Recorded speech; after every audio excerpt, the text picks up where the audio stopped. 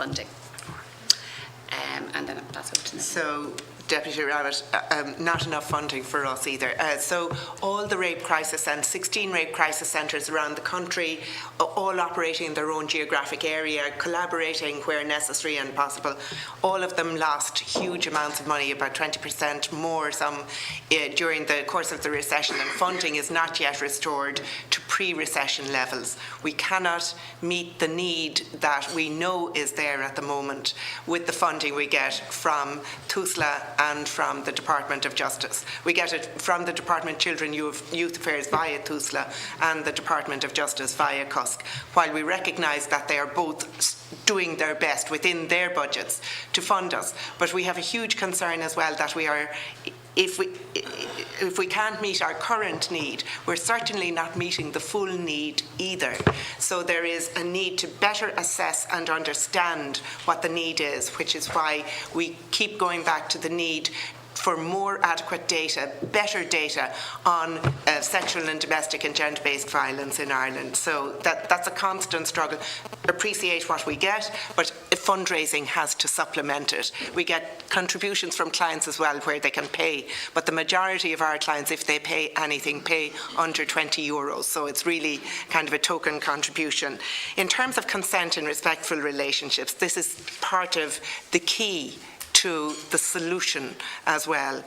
So much damage is done where children and young people in particular don't understand consent, don't talk about consent, don't learn when to say no, and don't learn when to say yes, and don't know how to hear no or yes either. And so the change that it would make to the way in which respectful relationships are developed, the way in which people would have better self-regard for themselves, could be huge with a sufficient focus on that at a time when children are at a vulnerable age. We have programmes where we work with teachers and youth reach facilitators, for instance, and give them a programme of work they can do, but it's voluntary, and the teachers have to find, and the youth reach workers have to find the money to come in to us, although we get some funding towards it from CUSC.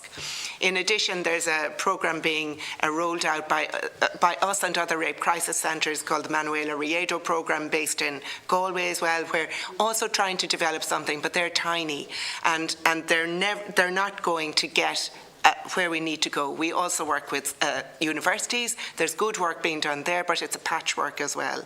All that is necessary, but it's also a big job for the general public, because we get people contacting us who say things like, you know, women of mature age who say, I thought I had to put up with it, you know, and they're only starting to learn now about what consent means in their own relationships. They were putting up with abusive and violent relationships as well. So there's so much work for us to do in that area, but it would be a game changer if you could have sufficient focus on that as a topic. I ran on a little bit, Chairman, I'm sorry. And it's probably a